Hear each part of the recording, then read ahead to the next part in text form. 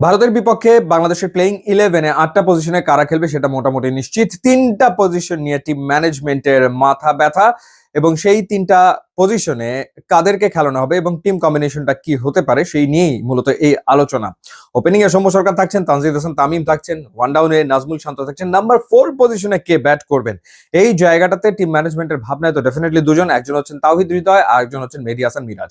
মেহেদী হাসান মিরাজকে আমরা 2023 এশিয়া কাপে টপ অর্ডারে ব্যাট করতে দেখেছি। ইনফ্যাক্ট ওয়ার্ল্ড কাপেও তার ব্যাটিং অর্ডার বারংবার পরিবর্তন আসলে হয়েছিল, এবং আরো একবার মেহেদী হাসান মিরাজকে সম্ভবত টপ অর্ডারেই খেলানোর সিদ্ধান্ত নিতে যাচ্ছে টিম ম্যানেজমেন্ট। তাওহিদ হৃদয়ের রিসেন্ট ফর্ম খুব একটা ভালো না, কিন্তু তাওহিদ হৃদয় ওভারঅল 33টা ওয়ানডে খেলে 877 রান করেছেন এবং ইন্ডিয়ার বিপক্ষে 2 ম্যাচে 70 রান করেছেন, যেখানে 54 রানের একটা ইনিংস তার রয়েছে, অর্থাৎ একটা হাফ সেঞ্চুরি তিনি ভারতের বিপক্ষে করেছেন।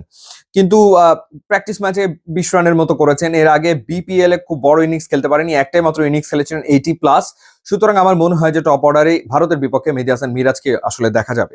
তো 4 নম্বরে মেহেদী হাসান মিরাজ, 5-এ থাকছেন মুশফিকুর রহিম, 6-এ থাকছেন মাহমুদুল্লাহ রিয়াদ। 7 নাম্বার পজিশনে আসলে কে খেলবেন? 7 নাম্বার পজিশনে জাকের আলী অনেককেই হয়তো টিম ম্যানেজমেন্ট বিবেচনা করবে যদি তাওহিদ হৃদয়কে প্লেইং 11-এ না রাখা হয়। জাকের আলী অনেকের যে পারফরমেন্স আমরা ওয়েস্ট ইন্ডিজ সিরিজে দেখেছিলাম, সবশেষ যে ওয়ানডে সিরিজ বাংলাদেশ খেলেছিল কিংবা সেখানে টেস্ট বা টি-20 সিরিজ, সেখানে তিনি দারুণ ব্যাটিং করেছিলেন এবং তার ভেতরে এগ্রেসিভ ব্যাটিং করার প্রবণতা রয়েছে এবং লোয়ার মিডল অর্ডারে যে ধরনের ব্যাটিংটা প্রয়োজন সেই ব্যাটিংটা তিনি করতে পারেন। সুতরাং সেই জায়গাটাতে সাথে হয়তো জাকের আলী অনেককেই দেখা যাবে। 8 নাম্বার পজিশন, এই জায়গাটাতে ডেফিনেটলি টিম ম্যানেজমেন্টের ভাবনায় দুজন রয়েছেন, অর্থাৎ আইদার নাসুম আহমেদ অথবা রিশাদ হোসেন, হয় লেফট আর্ম স্পিনার অথবা লেগ স্পিনার। কোন সিদ্ধান্ত টিম ম্যানেজমেন্ট নেবে? নাসুম আহমেদকে নিয়ে যদি আমরা আলোচনা করি, নাসুম আহমেদের ইকোনমি আবার রিশাদের চেয়ে বেটার। নাসুম 18টা ওয়ানডে ম্যাচ খেলেছেন এবং 18টা ওয়ানডে ম্যাচে 16 উইকেট তার, কিন্তু তার ইকোনমি রেট হচ্ছে 4.48।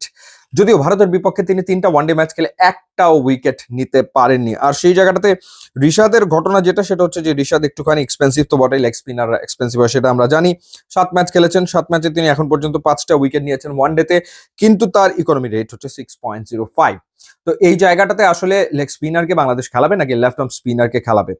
রিশাদ হোসেনকে নিলে রিশাদ হোসেনের যে পাওয়ার ব্যাটিং সেটা ডেফিনেটলি বাংলাদেশ টিমের জন্য একটা প্লাস হতে পারে, এবং যেহেতু বাংলাদেশ ওই ভয় নিয়ে খেলতে নামছে যে বাংলাদেশের ব্যাটিং ধস হওয়ার সম্ভাবনা রয়েছে, সুতরাং বাংলাদেশ ব্যাটিং অর্ডারটাকে একটু লম্বা করতে চাইবে। সেই জায়গাটা থেকে আমার মনে হয় যে 8 নম্বর পজিশনে রিশাদ হোসেনকে টিম ম্যানেজমেন্ট খেলাতে পারে। তার লেগ স্পিনের পাশাপাশি তার ব্যাটিংটা বাড়তি পাওনা হতে পারে বাংলাদেশ দলের জন্য। এবার আসা যাক 9 নম্বর পজিশনে। 9 নম্বর পজিশনে ডেফিনেটলি তাসকিন আহমেদ। 10 নম্বর পজিশনে ডেফিনেটলি আমার মনে হয় যে মুস্তাফিজুর রহমান। 11 নম্বর পজিশনের জন্য দুজন, নাহিদ রানা অথবা তানজিম সাকিব। এখন নাহিদ রানার গতি ডেফিনেটলি সেটা বাংলাদেশ টিমের জন্য এক্স ফ্যাক্টর হওয়ার সম্ভাবনা আছে, কিন্তু তানজিম সাকিবের যে ঘটনাটা সেটা হচ্ছে যে তানজিম সাকিব তিনি এখন পর্যন্ত 9টা ওয়ানডে খেলে 13টা উইকেট নিয়েছেন। ইনফ্যাক্ট 2023 এশিয়া কাপে বাংলাদেশ যে ম্যাচটা জিতেছিল ভারতের বিপক্ষে, সেই ম্যাচে কিন্তু তিনি ভারতের বিপক্ষে দুর্দান্ত বল করেছিলেন, 2টো উইকেট তিনি নিয়েছিলেন এবং সম্ভবত 8 বলে 14 রানের একটা ইনিংসও তিনি খেলেছিলেন ওই ম্যাচটাতে, বাংলাদেশ জিতেছিল এশিয়া কাপে।